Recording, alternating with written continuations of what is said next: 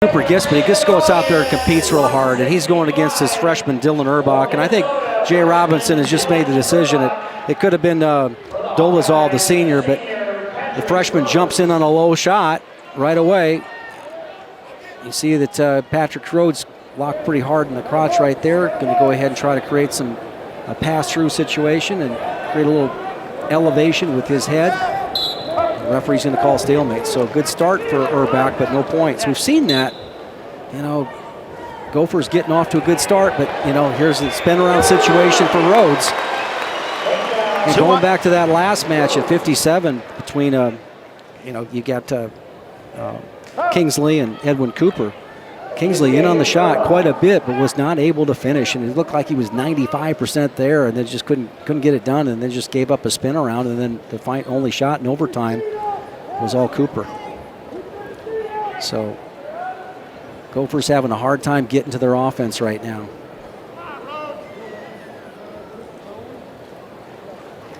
Inside of 2 minutes, 2-1. Rhoads with a takedown.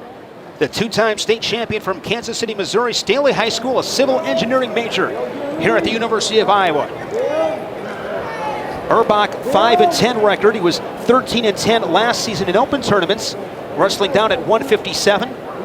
Another one of these matches, Jim, coming in, we knew this one was one of those toss-ups. Yeah, it is. And you know, it's ironic, the two guys that are probably not the you know, the highlight guys get pretty much, you know, Urbach is 5-10 on the year. You know, they have an opportunity to go ahead and make this respectable as far as the match wins go, but so far the lead with Rhoads. And, you know, these guys are having a hard time getting out of collar ties. I just noticed that is that they're locked up heavily with the collar tie and just can't get through it. You know, no 2-on-1s, no you know, corners, no posting. When you know, if you know a guy's going to come hard on their collar tie, try posting him a little bit. Catch him between the web of the forefinger and thumb and drive that arm across. You know what he's going to do. Bait him a little bit. So it's just not that. Everything's hard. Sure. When you get guys that have the record there, nice job by Rhoads. Nice clean shot. Was able to touch and go off of that. Sucked him in a little bit. And then took it that single leg shot and had a good finish. Well executed, was able to bring the momentum of Urbach, and that made the finish easy. Second takedown of the period. Now, just on command there, now he covers the fingers. Urbach gets the quick escape, keeps himself reasonably in range in this match. If he can go ahead and get a shot of his own off on Rhoads. Situation there, Jim. Like to see him stay on top, finish that period on top. Don't give him that easy escape. Well, we talk about that all the time. Now, great Unless shot. You do this. Yeah. You get on your offense and you have a plan, that's okay. You know, was well done, well executed. Start fast and end on top. 6-2, 3 takedowns. Take a look at the shots here. Nice clean shots by Rhoads. Urbach will start second period on bottom. That was impressive. Final 5 seconds, fired off an attack. It's a great time to attack, and he was able to capitalize. Yeah, you're right, Shane. You know, you mentioned it here. He gave up the escape. It almost looked like it was intentional because he felt really confident that he could go ahead and get his shot off. And again, we talked about this earlier, is it wasn't the same shot he used earlier. It wasn't, you know, 3 of the same takedowns. There was some variety there. And this is a, you know, huge confidence builder for Rhoads. I mean, nice there. That's that post I was talking about. Work off the post. Post that right arm. Shane Sparks, Jim Gibbons, back here at Carver Hawkeye Arena. 18-3, the Hawkeyes lead it. We're at 165 pounds. Solid first period by Patrick Rhoads. Leads it 6-3 over Dylan Urbach of Minnesota. Again, but not many angles being created.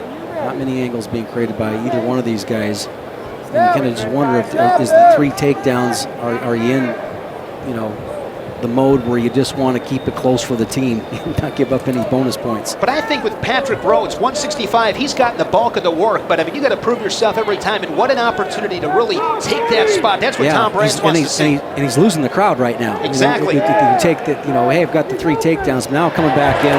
Now he's brought him back. You know, you got to, you know, the great ones in this arena, and I've seen a lot of them, they knew how to work the crowd, and there wasn't any dull moments. They were creating action and became showmen out there. When you have an opportunity like this, you got to take advantage of. So a guy like Rhoads with less than a 500 record's got to learn how to get that done. And when you're going up against a national champion or an All-American next time, you can build off of that. Here in the second period, Rhoads elects to ride. He leads at 8-3. He'll take riding time to 1:25 to close the second period. Yeah, he's got the freshman struggling with his confidence right now. Rhoads going to go ahead and take the neutral position, looking for the major. One takedown with all that riding time. Secures it, but this is a chance to really let it fly a little bit. Stay smart, but let it fly. Just like what we saw with Gilman and Clark. They got the lead, right, and then they were all about getting that pin. Another takedown, his fifth of the contest, leads at 10-3. He'll give the escape 10-4. Minnesota corner just wants to see this young man compete. There's a go behind, 2 more. That's getting a little bit easy. I think it's safe to say right now, Urbach Gym is bleeding in shark-infested waters. Yeah. So you've got, say what can happen here to make this better. These are just way too easy, just easy finishes. So, he wouldn't give up 20 minutes of those probably in a practice room situation, but it's different out here on that black and gold mat in this arena. I've seen it happen hundreds of times.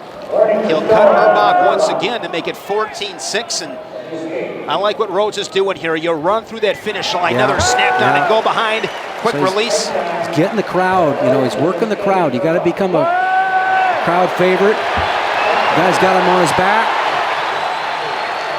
He's got the 2-point near fall. So you want to walk off here with the crowd on their feet. And Rhoads went from taking all the air out of the crowd a little while ago to all of a sudden, but now he's got a far side cradle locked up.